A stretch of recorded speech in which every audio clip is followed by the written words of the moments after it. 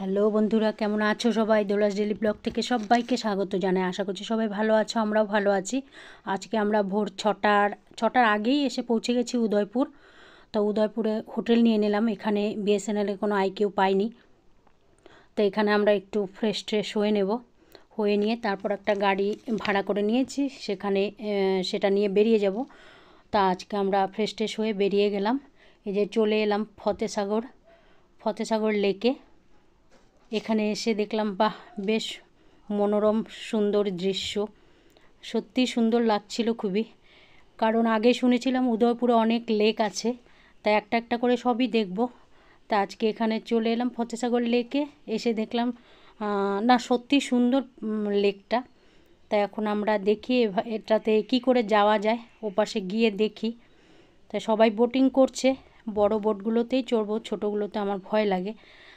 তারপর আমরা আস্তে আস্তে হেঁটে হেঁটে এপাশে চলে এলাম। তারপর বড় একটা বোটিংয়ে উঠে গেলাম। উঠে গিয়ে এই যে দেখছো মাঝখানটা, এটা আছে নেহেরু পার্ক।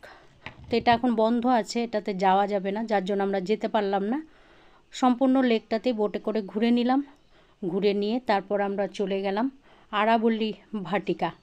এটা একটা পার্কের মতন, রাস্তার ধারেই, মেন রোডের ধারেই একটা পার্কের মতন ছিল। ছোট্ট মতো জায়গাটা ছিল, কিন্তু খুবই সুন্দর। ওপরের দিকে ছিল ছোটো মতো একটা পাহাড়ের মতন টিলা আর কি, সেটার উপরেই ছিল।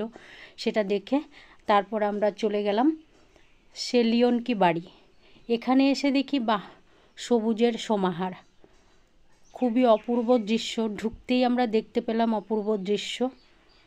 এখানে একটু সবুজ দেখা যাচ্ছে, পার্কগুলোতেই দেখা যায়। তারপর একটু ভেতর দিকে এলাম, এখানে এসে দেখলাম আরও সুন্দর লাগলো। এই দৃশ্যটা একটু দেখে নিলাম। দেখে নিয়ে আর একটু ভেতর দিকে গেলাম। ভেতর দিকে গিয়ে তো আর বেরই হতে ইচ্ছে করছিল না, এত সুন্দর লাগছিল না। এখানে তো এমনি বৃষ্টি কম, আর এসব জায়গায় আসলে পরে মনে হয়, পার্কগুলোতে আসলে মনে হয় যেন কোথায় বৃষ্টি কম, এত সুন্দর সবুজের সমাহার দেখা যায়। বাহারি রকমের গাছ ফুল সবই দেখে নিলাম। কারণ এখানে জলের ব্যবস্থা আছে, ওরা জল দেয় প্রত্যেক দিন নিয়ম মাফিক করে। তা যাই হোক, এগুলো সব দেখলাম। দেখে নিয়ে আর একটু ভেতর দিকে এলাম। এখানে দেখি একটা গোল মতন একটা পুকুর কাটা আছে, আর ওখানে প্রচুর কচুরিপানা, চারিদিক থেকে জল দেওয়ারও ব্যবস্থা ছিল। যাই হোক, সুন্দর সাজানো ছিল। এটা দেখে আর একটা সাইডে এলাম। এই জায়গাটাও গোল মতন, গাছগুলো এত সুন্দর করে সাজানো না, মনে হয় যেন এখানেই একটা পাহাড়। কিন্তু গাছগুলো এত সুন্দর করে সাজানো ছিল। অনেকটা সময় এখানে পার করলাম, দাঁড়িয়ে বসে অনেক ছবি টবিও তুললাম। তুলে তারপর আমরা আস্তে আস্তে এখন বের হব। মনোরম দৃশ্যগুলো একটু দেখছিলাম আর কি, ভালোই লাগছিল। অনেকক্ষণ সময় এখানে পার করে তারপর আমাদের খুব খিদে পেয়ে গেছিলো। তারপর আমরা বেরিয়ে গেলাম, এখন হোটেলের উদ্দেশ্যে যাচ্ছি। গিয়ে যে আমরা চলে এলাম এখানে একটা হোটেলে, খাবার নিলাম শুধু রুটি আর রুটি। এখানে ভাতের কোনো ব্যবস্থাই নেই। জিরা রাইস দিয়েছিল সামান্য, আমাদের তো হয়ই না। যাই হোক, খেয়ে দিয়ে আমরা চলে এলাম সিটি প্যালেস। সিটি প্যালেসটা দেখার মতো ছিল, উদয়পুরের সিটি প্যালেস। আমরা টিকিট কেটে নিলাম। গেটে টিকিট কেটে নিয়ে তারপর আমরা এই গেটটা দিয়ে ভেতরে ঢুকে গেছি। আগেই টিকিটটা কেটে নিয়েছিলাম। এটা ভেতরের দৃশ্যটা, ভেতরে ঢুকে গেলাম। দারুণ সুন্দর ছিল। আরও অপূর্ব লাগছিল যখন আমরা সিটি প্যালেসের একটু সাইড দিয়ে ঘুরতে ঘুরতে দেখছিলাম একটা লেক। উফ, দারুণ সুন্দর, এত সুন্দর না লেকটা। লেকের মাঝখানে জয়পুরে যেরকম আমরা জলমহল দেখেছিলাম, সেরকমই এখানে একটা রেস্টুরেন্ট আছে। ওই যে দেখছো, বোটিংও হচ্ছিল এখানে। আমরা রেস্টুরেন্টে থাকা খাওয়া সব কিছুরই ব্যবস্থা আছে। ওখানে আমরা যাইনি, কারণ আমাদের সময়ও কম ছিল। তাছাড়া এই জায়গাটা অনেক বড় ছিল, সারাদিন প্রচুর হাঁটাহাঁটি করেছি, সকাল থেকে বেরিয়েছি, এখন দুপুর হয়ে গেছে। তো আমরা এই জায়গাটা একটু বাইরের থেকেই উপভোগ করছিলাম আর কি। দারুণ সুন্দর লাগছিল দেখতে। দেখে নিলাম, দেখে নিয়ে তারপর আমরা একটু ভেতর দিকে যাব। ওপরে যাইনি যদিও সিটি প্যালেসের, একটু ভেতর দিকেই যাচ্ছি। ভেতর দিকে এসে দেখলাম বেশ ভালোই লাগছে দেখতে। ভেতরটা এত বড় না, এক মাথা থেকে আরেক মাথা হেঁটে যেতেই মানে অনেকটা টাইম লেগে গেছিলো। দেখো, এই মাথা থেকে ওই মাথা প্রচুর বড়। যাই হোক, এটা দেখে নিয়ে তারপর আমরা বেরিয়ে গেলাম। বেরিয়ে গিয়ে এখানে আসলাম আমরা জগদীশ টেম্পলে। এই টেম্পলটা অনেক উঁচুতে ছিল। নন্দিনী আর কৃষাণু তো যায়নি, ওরা গাড়িতেই বসেছিল। আমি আর কৃষাণুর পাপাই উপরে উঠেছিলাম। এখানে দুর্গা ঠাকুর আছে, পাথরেরই মূর্তি। যাই হোক, এটা একটু দেখে নিলাম, দেখে আমরা বেরিয়ে গেলাম। বেরিয়ে এসে আমরা এলাম এখানে গুলাববাগ একটা পার্কে। এখানে আসলাম, এখানে এসে টিকিট কেটে আবার ভেতরে ঢুকলাম। যাই কিছুতে যাও না কেন সবেতেই টিকিট। তারপর আবার ভেতরে গিয়ে আবারও কোনো জিনিস দেখতে হলে আবারও টিকিট কাটতে হয়।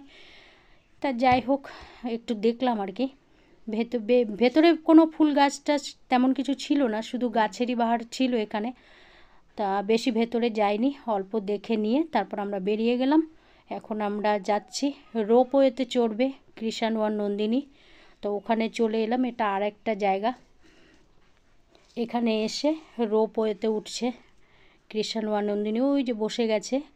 3টে বক্স ছিল, 3টে বক্সের মধ্যে 6জন 6জন করে নিচ্ছিল। এই যে এখন রওনা দিয়ে দেবে। এখান থেকে কোথায় যায় তোমাদের দেখাচ্ছি। এই যে রওনা দিয়ে দিল, সবাই লাইন ধরে ঢুকছে ভেতরে। তারপর ওখানে অপেক্ষা করবে, তারপর ওরা আসলে তারপর আবার নিয়ে যাবে। তো ওরা রওনা দিয়ে দিল। তো চলো দেখি কত দূর যায়। এই যে সবাই ঢুকছে।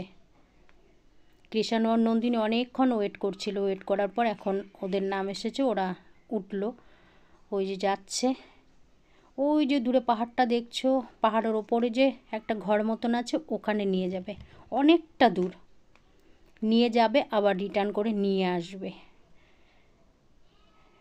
ওটা যখন আসবে তোমাদের দেখাচ্ছি। ওই যে ও পাশ থেকে রওনা দিয়ে দিয়েছে, আর একটা যায় একটা আসে। ওরা গিয়ে অপেক্ষা করবে, তারপর আবার এই পাশ থেকে গেলে তারপর আবার ওদেরকে নিয়ে আসবে। অনেকটা টাইম লাগবে। আমরা দুজনে বসে এখানে দেখছিলাম আর কি এগুলো। আমি একটু ভীতুই ছিলাম, সেই জন্য আমি উঠতে পারিনি, আমার ভয় লাগে। তা যাই হোক, তোমাদের কেমন লাগলো? আমাদের তো রাজস্থানে এসে ভালোই লাগছে। প্রচুর কিছু দেখার জিনিস আছে, আমাদের সব কিছু দেখা হয়নি, মোটামুটি অর্ধেকও হয়নি। অনেক জায়গায় যেতেও পারিনি, এত সময়ও ছিল না। মোটামুটি 1 মাস লাগে, যদিও একটু খরচা বেশি রাজস্থানে ঘুরতে, কিন্তু দেখার মতো প্রচুর জায়গা আছে, প্রচুর জায়গা আছে। তো আমরা মোটামুটি ঘুরলাম আর কি। আর কালকের ভিডিওটাও তোমাদের দেবো, কালকে কোথায় যাব, কালকে একটা মজার জিনিস দেখাবো। তোমাদের কেমন লাগলো তোমরা কমেন্টে জানিও। ফলো দিয়ে আর সাবস্ক্রাইব করে পাশে থেকো পরের ভিডিওটার জন্য।